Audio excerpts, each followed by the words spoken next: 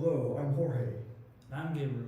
and today we'll be doing a video presentation on inverters, electronic circuits that convert DC electricity to AC electricity.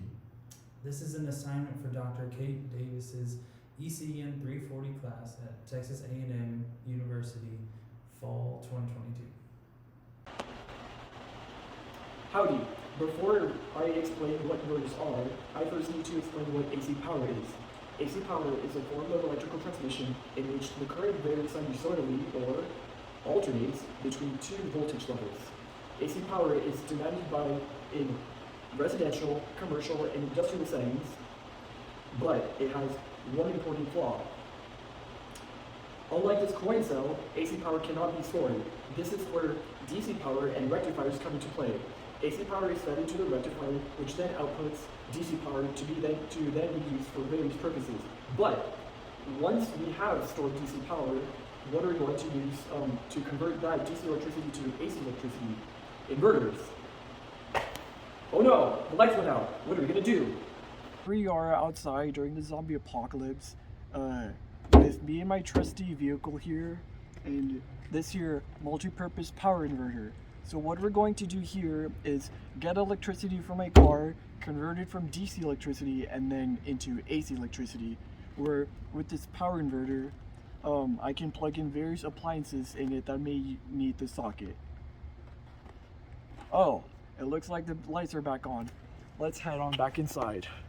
Now that you know why inverters are so important, let's discuss how they work and a few different kinds of inverters. One common way to make an inverter is with an electronic switch known as an IGBT, or an insulated gate bipolar transistor.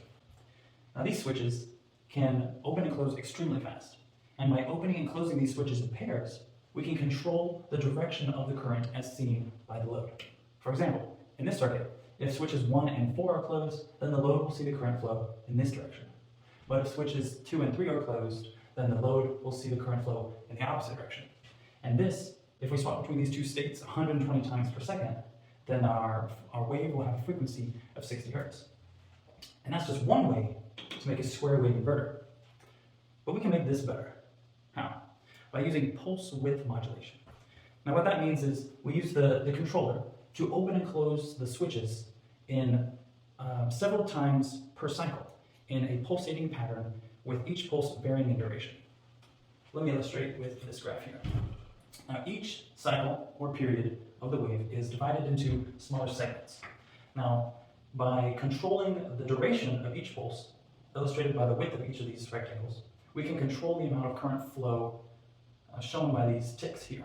So a smaller duration pulse allows for a small amount of current to flow, while a wider duration tick will allow more current to flow.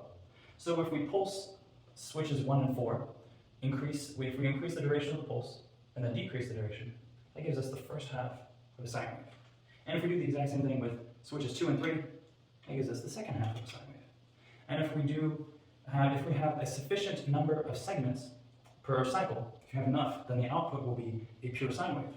But if you have too little segments per cycle, then the output will be a modified sine wave. And that is just 3 different ways to make 3 different inverters: a square wave inverter, a modified sine wave inverter, and a pure sine wave inverter. Thank you for watching our video about inverters, and hopefully this information helps you not become a zombie. Good luck out there. Let's go kill some